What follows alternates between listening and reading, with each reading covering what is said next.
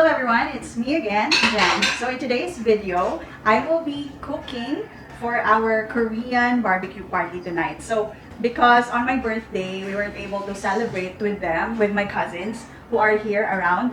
So we will be celebrating tonight, a late celebration, with Samgyeopsal and also Tteokbokki and buffalo wings. So yun yung mga nasa menu namin. So with this, you can see the ingredients here. So we have the bacon cut, Samgyeopsal, and also the Samgyeopsal, yung normal talaga na medyo thick na pork. And then, of course, we will need this red pepper paste for our tteokbokki. And tteokbokki is here, the star of our show. There you go. Alright. And also, we will be adding hot dog, Virginia hot dog, some ham, and some cheese. Later na yung ibang cheese. We have mozzarella, parmesan, and this one is cheddar cheese para mag-melt siya. And we will be adding this, a little sweeter para maging sweet yung sauce kasi last time masyadong anghang daw for them. So, I'm gonna be adding this. This one is Hans spaghetti sauce with parmesan cheese. So, yan. And also, of course, our red pepper powder na fine for the tteokbokki. And I will be using stevia as a sweetener instead of brown sugar to make it more low carb in a way. Alright? And also, we will be needing sesame oil, of course, to add taste to our tteokbokki. And also the sauce of our samgyeopsal. And I will be using Himalayan salt. So that. And also some pepper powder. And I have bulinaw. So I will be using this for the broth of the tteokbokki. So kung nagtataka kayo na may sound ng dog, si Connor at si Conan yun, nag-aaway sa baba. Ayan. Kita ba? Okay. Okay, so what is the difference with the way we cook our Korean barbecue and tteokbokki? Because we will be using our very own PhilKraft products. So this is the PhilKraft Ihawan oven. And also this is the PhilKraft. This one, I will use for the tteokbokki, the PhilKraft stainless steel wok. So this one is actually a gold, real gold ito ha. And then this is the wok inside, so it's newly washed. So I will be cooking the tteokbokki here. So you could use this on induction stove and normal stove. And right now we are using a parang butane ba to? Tawag ito, whatever you call this one. So I will be using this. So stainless steel, 100%, hindi siya yung nangangalawang. Hindi siya yung nangangalawang na stainless steel. Really, it's stainless steel. And this one is the Ihawan oven. Why is it called Ihawan oven? Because you could actually cook cake here using a different pan. So this pan is for grilling. And what's great about this is it uses infrared. So it is a smokeless grill. So there will be no smoke that will come out of this. So perfect siya even for condo living. So walang smoke na lalabas. And also it will not produce bad carcinogens, which is the one that is delicado when it comes to grilling. Kasi nga yung carcinogens, that's the one that causes cancer. So walang lumalabas dito na carcinogens and wala ring smoke. So these are all healthy cookwares. So just a little fact about PhilKraft. PhilKraft has been in the business for more than 30 years already. And it stands for Philippine Craft. Craft meaning durable, ibig sabihin matibay. So lahat talaga ng PhilKraft products ay matibay. So ito, yung dalawa ay example lang ng products ng PhilKraft. So how we sell it is we go directly to our client's house to show them how to use the products because we don't want them to misuse the product. So how you take care of it is we will teach you also when we do the demos. Ayan. So konting konting introduction lang with these products. So ayan, before we start, I will put on the fire.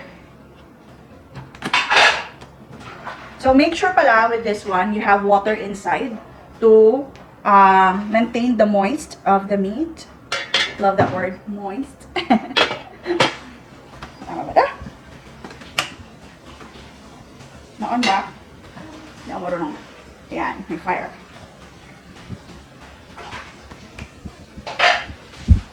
So unahin muna natin yung ating samgyeopsal. Painitin muna natin siya. And then I will prepare the sauce for the tteokbokki habang pinapainit natin. Okay, so mainit na yung ating Ihawan oven. We will now put our samgyeopsal. So, when it comes to using this, kasi nga sabi ko kanina, infrared yung style ng pag-heat dito. Itong nasa gitna, super duper init niyan. So, dyan lumalabas yung init, tapos nire-reflect niya dito sa infrared. So, pagkatapos yung i-reflect dito, i-reflect niya balik sa meat. So, that's the way the meat cooks. Kaya wag niyong ilagay yung kamay niyo dito kasi super duper init. Ilang beses na ako na ano dyan, napasok.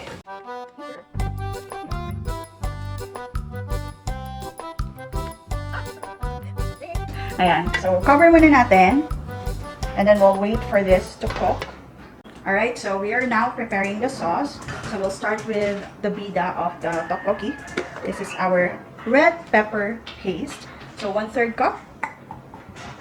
Ouch! Ang daming aso dito sa ilalim. Ano ba yan? Binabangga niyo ko.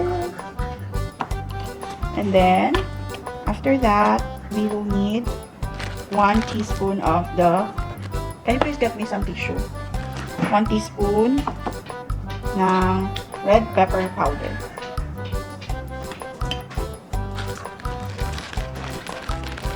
Maanghang to kasi fine powder siya. So, thank you. Can you see how red my hand is pala. Check natin every now and then. And we'll just turn it over later. 1 teaspoon.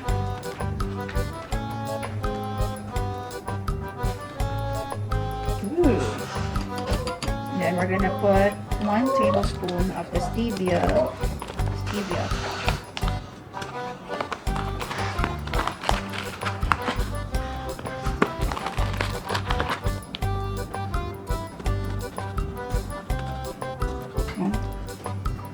Sultang. And a little bit of water, 2 tablespoons of water.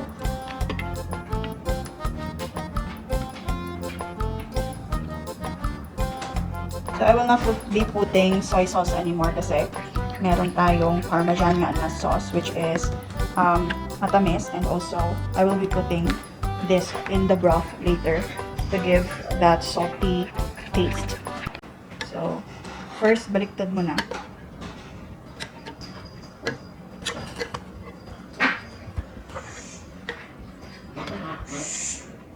Okay. Yan. So, mapapansin nyo talaga mamaya na walang mangyayaring parang charcoal kind of grilling. So, wala tayong carcinogens na makakain mamaya. So, ayan, get back to you later. Add na natin yung meat natin sa samgyeopsal natin. And maganda kasi it has a cover, so hindi siya pumipisik. Ano ba yung pumipisik? Ano term yan? Basta dili mo talsik ang taba sa imuha mga. Di ba usually ang problema nato pag may samgyeopsal, pisik sa tuwa. So, ayan, hindi siya tumatalsik, sorry. So, ayan. I already put this on. I'm gonna put water, about 1 cup. Sandali lang. Can you mix all this? Hawakan mo. Pati sa baba. Hawakan natin. I'm gonna put 1 cup of water for our broth. 2 cups pala, sorry.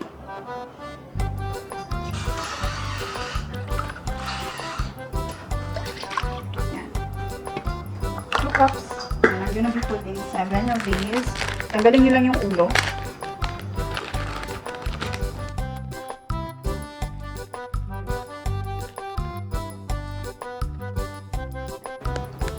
Lagyan natin ng dalawa. Para 10 na.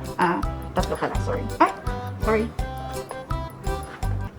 So, the way this was designed, dahil stainless steel yung wok natin, and also this one, the way it was designed, madaling maluto yung food ninyo. So, you don't have to spend a lot of time cooking. So, save sa time, save sa energy, save din sa gasol ninyo. Or LPG, or whatever you use. 1, 2, 3, 4, 5, 6, 7, 8, 9, 10. Okay, cover it up. Thank you. Okay. Get back to you later. Pakulan na natin yung ating broth. Check natin. Oh, crispy na siya. Tingnan nyo. Pakinggan nyo. Okay, balik na natin. Kung mapapansin nyo, mas naluluto yung nasa itaas or ibabaw na part. Kasi nga, dito lumalabas yung init, tapos nire-reflect niya dito, pabalik. So, sa ibabaw talaga siya mas naunang naluluto.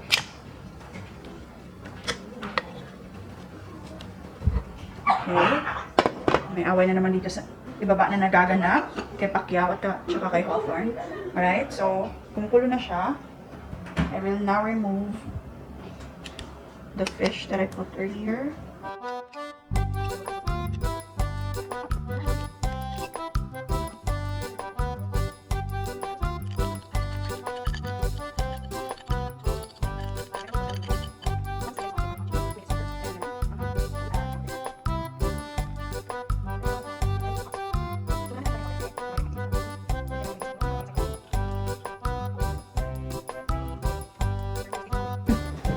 Okay, so ilalagay na natin yung ating tteokbokki.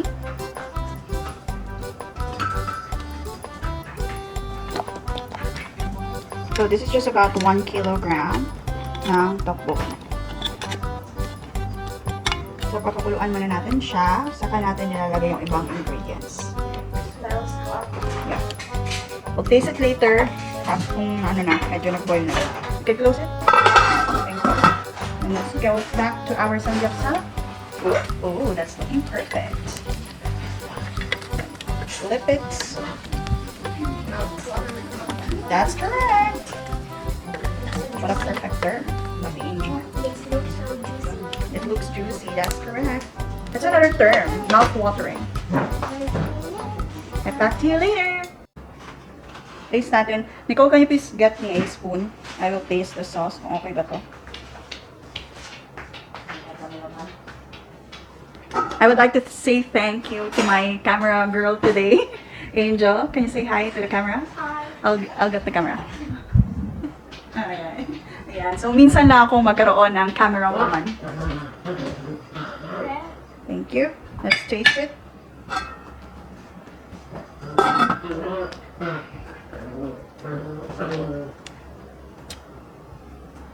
Maanghang pa siya konti.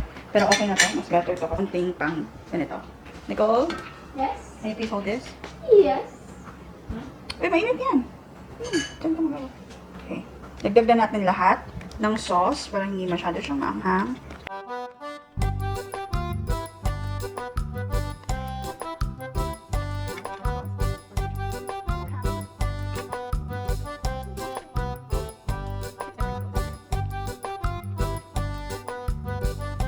Natin yung meat natin. That is so mouth-watering, as Ate Angel said earlier. So, flip natin over for the last time. So, we want this one. We want this result. Okay na? Okay, so ready na yung meat natin. Say hi to the vlog. Ate Kay. Hi, shout out. Follow her. Miss OK. Miss OK on YouTube channel. So, wala pa siyang mga bagong vlogs. Wait lang kayo kasi busy pa ang beauty. So, eto na. Ready na yung ating meat.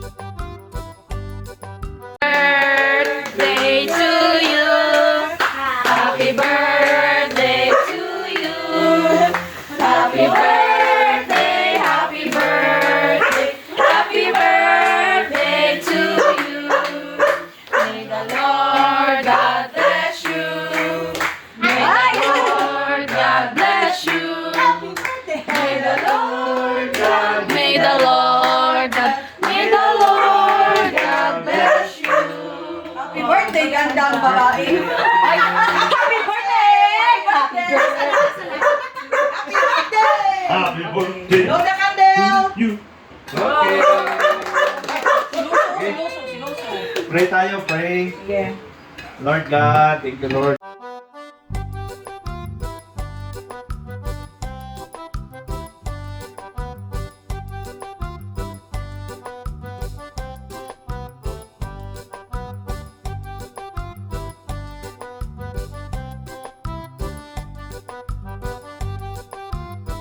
Again, so I wasn't able to say bye pala and to close the vlog properly earlier kasi nga super naging busy na kami sa pagkain and everything and nag-movie marathon pa kami. So, ayan, so that ends my vlog for today. I hope you like this video and if you have any comments, suggestions, violent reactions for this video, just please put it down in the comment section below. I will be putting all the details also in the description box below. And if you like this video, kindly give it a thumbs up and please subscribe to my channel if you haven't already. Thank you so much once again. Have a great day. Bye!